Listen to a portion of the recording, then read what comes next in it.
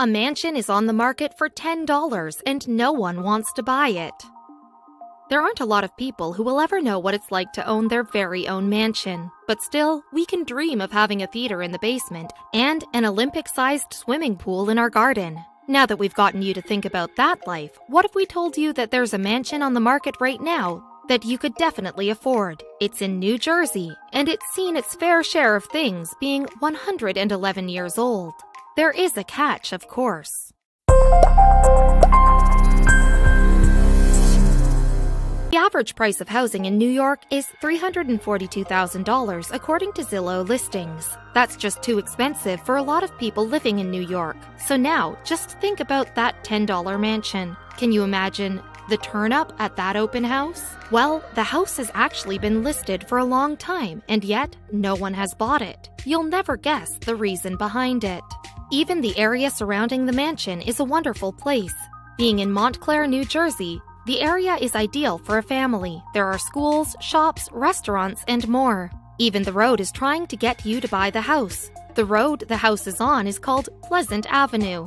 Who wouldn't be tempted just off of that? The actual property has lush plants and beautiful green grass in the summertime. If the Big Apple just isn't perfect for living in, then this mansion is perfect for you. The town it's in only has 37,669 people living in it. And if you still need to get to Manhattan, it's a mere 45 minutes away. Those are only a few of the pros, so just why has no one put in an offer yet? With this mansion being so seemingly perfect, there is one condition on buying this house, and it was too much for most people.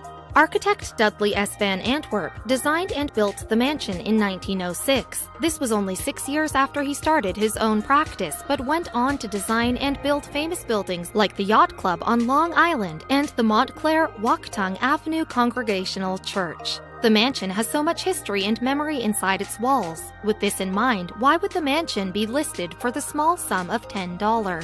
The mansion lives up to its name by having 4,000 square feet of room inside its walls, including space for a huge family, like 6 bedrooms and 3.5 bathrooms. There's even more when it comes to amenities. Who would ever need more space? If you purchased the property, just imagine what you could do with all the spare rooms in the house. We recommend a library to go with your silk gown and pipe.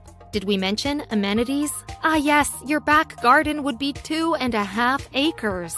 You could build, host, or do pretty much anything you can think of here. If you're crazy enough, we're pretty sure you could fit a Ferris wheel somewhere. There's already a gazebo and a tennis court on the property. Oh, and let's not forget the old carriage house that could be revamped into something of a game room or outdoor theater.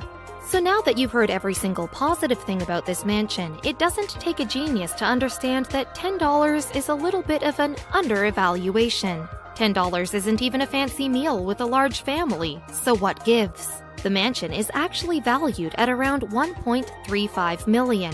Yikes! There's a tidy sum that almost no one can actually afford. But it's fair if you look at what you're actually getting. You already know about the renowned architect that built the house, but there's another person of fame tied to this mansion. It's none other than the former captain of the Notre Dame football team, Aubrey Lewis. He was an amazing football player in his time, and he even had his old high school name, their field house, after him. But even though he was destined for greatness, Aubrey would never see it through. He didn't go down a path of professional player, and instead decided to do something else. When it comes to first, Aubrey Lewis was no stranger to them. He was the first African-American captain for any football team and afterwards went on to be the first training class of African-Americans for the FBI. When his career was done, he came back to Montclair. He said that it was his real home and even settled here. In 2001, unfortunately, he passed away from heart complications. The BNE Real Estate Group bought the property soon after he died and planned on adding more houses on the property. But something stopped them. After the real estate group bought the property, they agreed to keep the mansion completely intact because of its heritage. Because of this, they couldn't build the houses they wanted to. They had to come up with a new plan. They figured out another way of doing things. They put the property up for only $10 in hopes that someone would buy it, knowing full well what the consequences would be. So, how bad could the deal be that people would turn up a $10 mansion? The problem with the property is that the mansion can't stay where it is in Montclair.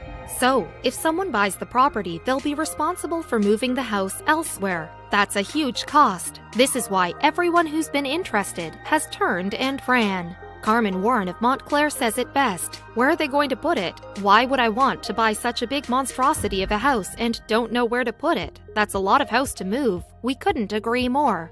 Whoever purchases the mansion is going to be responsible for not only moving the residence within a quarter mile of its current location, but they must pay for all of the costs that come with buying a new home. The buyer is also going to be required to go through all of the necessary renovations before lifting the mansion, which all needs to be paid out of pocket. That's going to get real expensive real fast. Due to the old age of the mansion, the seller is offering $10,000 to help with any renovations that need to be made throughout the property. That's a generous offer at first glance, but when you think about all of the necessary repairs on top of the relocation, the cost is going to be astronomical. The total effort is estimated to cost around $200,000, which is still less than what the mansion is worth, but it's still a great deal of money.